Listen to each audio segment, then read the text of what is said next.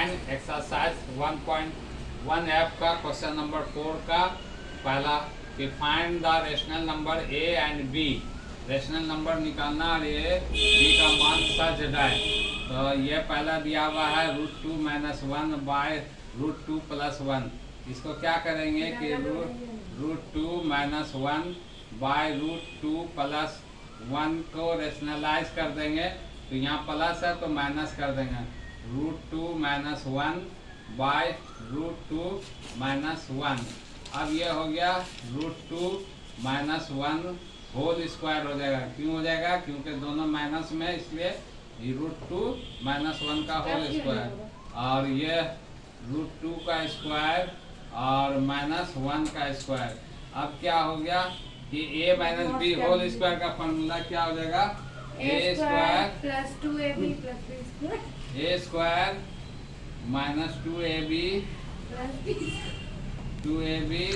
Into 1b और plus b square. ये हो गया और ये हो गया जा करके ये 2 खत्म तो रूट साफ। तो 2 - 1 ये बराबर हो गया। तो 2 - 2 √2 प्लस 1 बाय 1 ये हो गया 2 1 3 3 - 2 √2 बाय 1 1। और ये बराबर दिया हुआ मेरा a + b बराबर कितना दिया हुआ? √2 a + b √2। अब ये हो गया 3 - 2 √2 बराबर a + b √2। तो ये साफ हो गया। a का मान कितना हो गया? a का मान ये 3 हो गया और b का मान कितना हो जाएगा? यहाँ पर b का मान इससे पकड़ेंगे, a का मान शुरू वाले से -2। और ये इस तरह से ये एक क्वेश्चन कंप्लीट हुआ। और एक और बताएंगे 2 नंबर इसका। देखिए 2 नंबर है। 2 नंबर में क्या दिया हुआ है?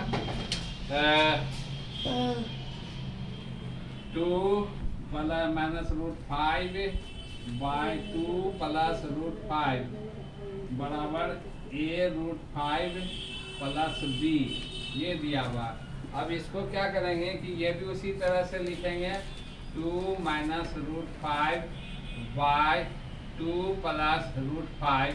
इसको रेशनलाइज प्लस है तो माइनस से 2 - √5 बाय 2 - √5 ये हो गया। ये बराबर हो गया 2 - √5 होल स्क्वायर हो गया।